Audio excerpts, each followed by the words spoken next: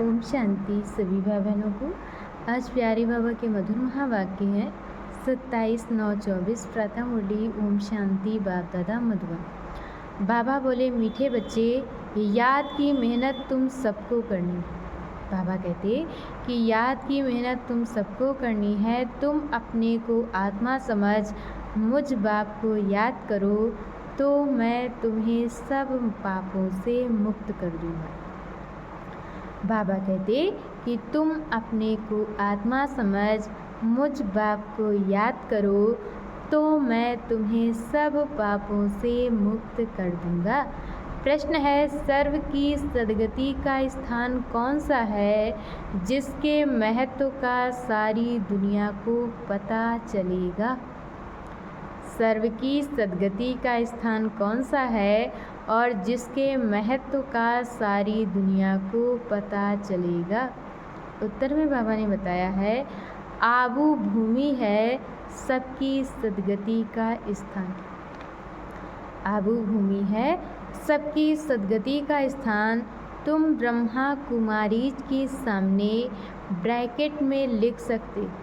तुम ब्रह्मा कुमारी के सामने ब्रैकेट में लिख सकते हो, ये सर्वोत्तम तीर्थ स्थान है। सारी दुनिया की सद्गति यहाँ से हुई।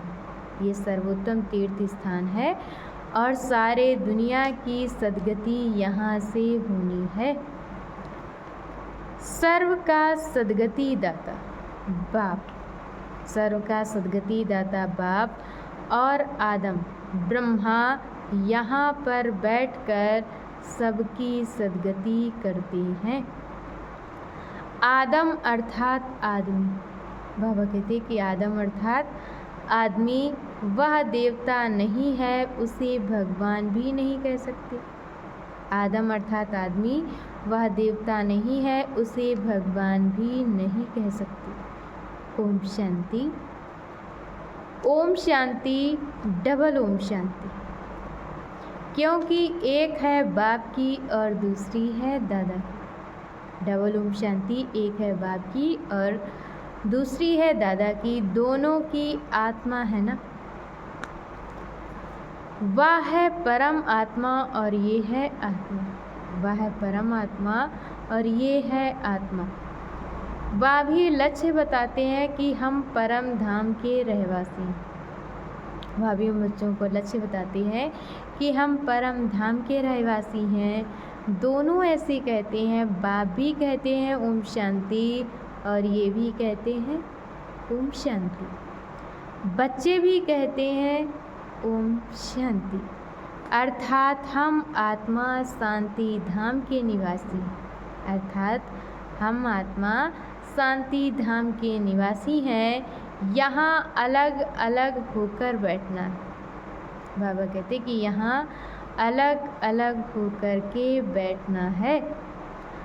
अंग से अंग नहीं मिलना चाहिए, क्योंकि हर एक की अवस्था में योग में रात दिन का फर्क है। बाबा कहते कि अंग से अंग नहीं मिलना चाहिए, क्योंकि हर एक की अवस्था में योग में रात दिन का फर्क है। कोई बहुत अच्छा याद करते हैं, कोई बिल्कुल याद नहीं करते। तो जो बिल्कुल याद नहीं करते वो है पाप आत्मा। बाबा कहते जो बिल्कुल याद नहीं करते वह है पाप आत्मा तमो प्रधान। और जो याद करते हैं वह हो गए पुण्य आत्मा अर्थात सतो प्रधान। बहुत फ़र्क हो गया ना, दोनों में बहुत फ़र्क हो गया ना। घर में भल इकट्ठे रहते हैं। बाबा कहते कि घर में भल इकट्ठे रहते हैं, परंतु फ़र्क तो पड़ता है ना। इसलिए ही तो भागवत में आसुरी नाम गाए हुए हैं। भल घर में इकट्ठे रहते हैं परंतु फ़र्क तो पड़ता है ना, इसीलिए ही तो भागवत में आसुरी नाम गाए हुए हैं।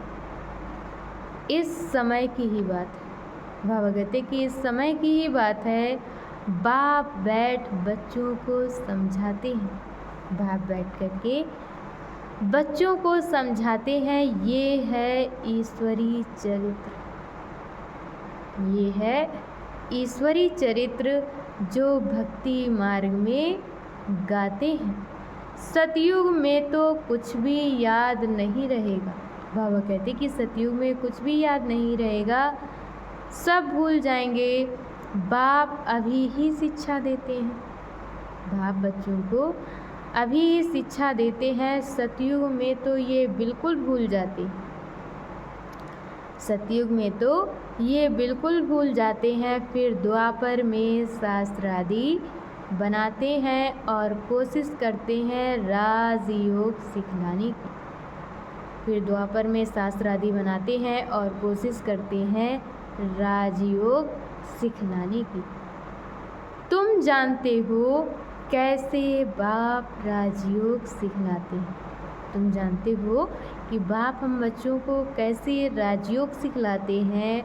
और फिर 5000 वर्ष बाद आकर ऐसे ही कहेंगे, मीठे मीठे रूहानी बच्चों। 5000 वर्षों के बाद ऐसे ही कहेंगे, मीठे मीठे रूहानी बच्चों। ऐसे कभी भी कोई मनुष्य को कह ना सके, ऐसे कभी भी कोई मनुष्य को कह ना सके। ना देवताएं देवताओं को कह सकते हैं, ना मनुष्य को कह सकते हैं, और ना ही देवताएं देवताओं को कह सकते हैं। एक रूहानी बाप ही रूहानी बच्चों को कहते हैं, एक रूहानी बाप ही रूहानी बच्चों को कहते हैं। एक बार पाठ बजाया, एक बार पाठ बजाया, फिर 5000 वर्ष के बाद पाठ बजाएंगे, क्योंकि फिर तुम सीढ़ी उतरते हो ना, क्योंकि फिर तुम सीढ़ी उतरते हो ना। तुम्हारी बुद्धि में अब आदि मध्य अंत का राज है। बाबा कहते कि तुम्हारी बुद्धि में अब आदि मध्य अंत का राज है। जानते हो वह है शांति धाम अथवा परम धाम, जानते हो ना वह है शांति धाम अथवा परम धाम। हम सब आत्माएं भिन्न भिन्न धर्म की सब नंबरवार वहाँ रहती हैं निराकारी दुनिया में। हम आत्माएं भिन्न भिन्न धर्म की सब नंबरवार वहाँ रहती हैं निराकारी दुनिया में। अच्छा, मीठे मीठे सिकिल दे बच्चों प्रति माता पिता बाप दादा का याद प्यार और गुड मॉर्निंग। रूहानी बाप की रूहानी बच्चों को नमस्ते। हम रूहानी बच्चों की तरफ से रूहानी माता पिता बाप दादा को याद प्यार नमस्ते, ओम शांति, गुड मॉर्निंग। शुक्रिया बाबा, शुक्रिया। और आज बाबा ने हम बच्चों के लिए मुरली में धारण करने के लिए मुख्य सार दिया है। पहला पॉइंट, अब पिछाड़ी का समय है। बाबा कहते कि अब पिछाड़ी का समय है, वापस घर चलना है, इसलिए अपनी बुद्धि नाम रूप से निकाल देनी है, अपनी बुद्धि नाम रूप से निकाल देनी है। हम आत्मा भाई भाई, हम आत्मा आपस में भाई भाई हैं, ये अभ्यास करना है, देह अभिमान में नहीं आना है।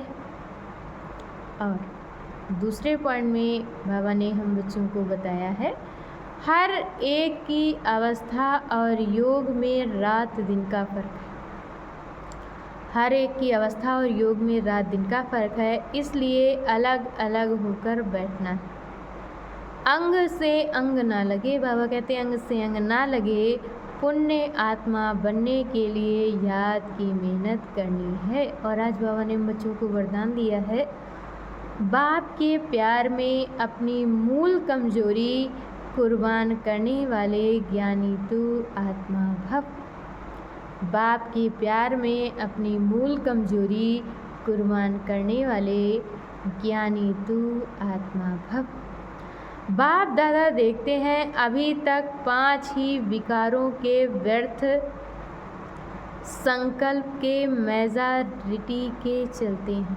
बाप दादा भी देखते हैं कि अभी तक 5 ही विकारों के व्यर्थ संकल्प मेजॉरिटी के चलते ज्ञानी आत्माओं में भी, बाबा कहते कि जो ज्ञानी आत्माएं हैं उनमें भी कभी कभी अपने गुण व विशेषता का अभिमान आ जाता है। जो बच्चे ज्ञानी आत्माएं हैं उनमें भी कभी कभी अपने गुण व विशेषता का अभिमान आ जाता है। हर एक अपनी मूल कमजोरी व मूल संस्कार को जानता भी, हर एक अपनी मूल कमजोरी व मूल संस्कार को जानता भी है। उस कमजोरी को बाप के प्यार में कुर्बान कर देना, उस कमजोरी को बाप के प्यार में कुर्बान कर देना, यही प्यार का सबूत है। स्नेही व ज्ञानी तू आत्माएं, स्नेही व ज्ञानी तू आत्माएं बाप के प्यार में व्यर्थ संकल्पों को भी न्यौछावर कर देती हैं। स्नेही व ज्ञानी तू आत्माएं बाप के प्यार में व्यर्थ संकल्पों को भी न्यौछावर कर देती हैं। और आज की मुरली का स्लोगन है, सम्मान की सीट पर स्थित रहे सर्व को सम्मान देने वाले माननीय आत्मा बनो। सम्मान की सीट पर स्थित रहे सर्व को सम्मान देने वाले माननीय आत्मा बनो। अच्छा, ओम शांति।